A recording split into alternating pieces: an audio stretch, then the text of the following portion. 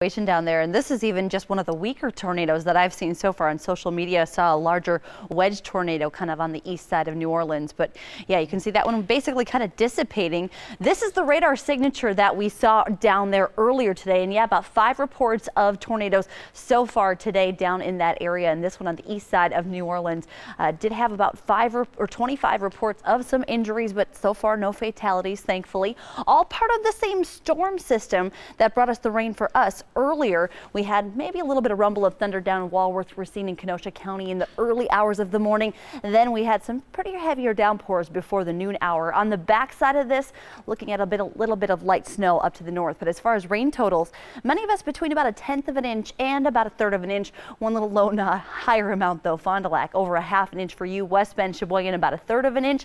Kenosha just over 1/4 of an inch. Milwaukee officially at the airport 1/1500ths, and less than that, Ken checking in with 1/10 of an inch in Racine. We did see high temps very close to the 40-degree mark today, so another very unseasonably mild day. High of 39 degrees. We're supposed to be in the low 30s. By the end of the month, we'll be seeing those average high temps warm up into the upper 30s, but still hanging on to 37 right now in Milwaukee. The fog at least has disappeared in Milwaukee. There's still spots with a little bit of patchy fog, and there are still spots with, of course, some of that light drizzle hanging out, especially in the lens out in Sullivan at the National Weather Service. 35 there. Temperatures are going to be going down though with a cold front coming through.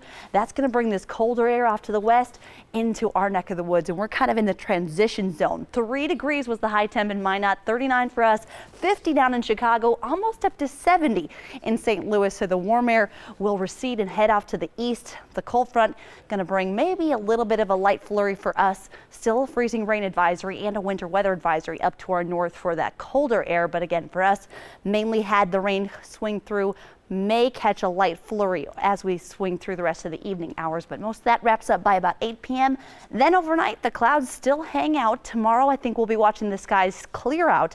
The winds will be a bit strong from the northwest, so that's going to pull down that colder air. As we get into your Thursday, even colder air arrives, and of course, the wind chill will be a factor with wind chill or feels like temps in the teens.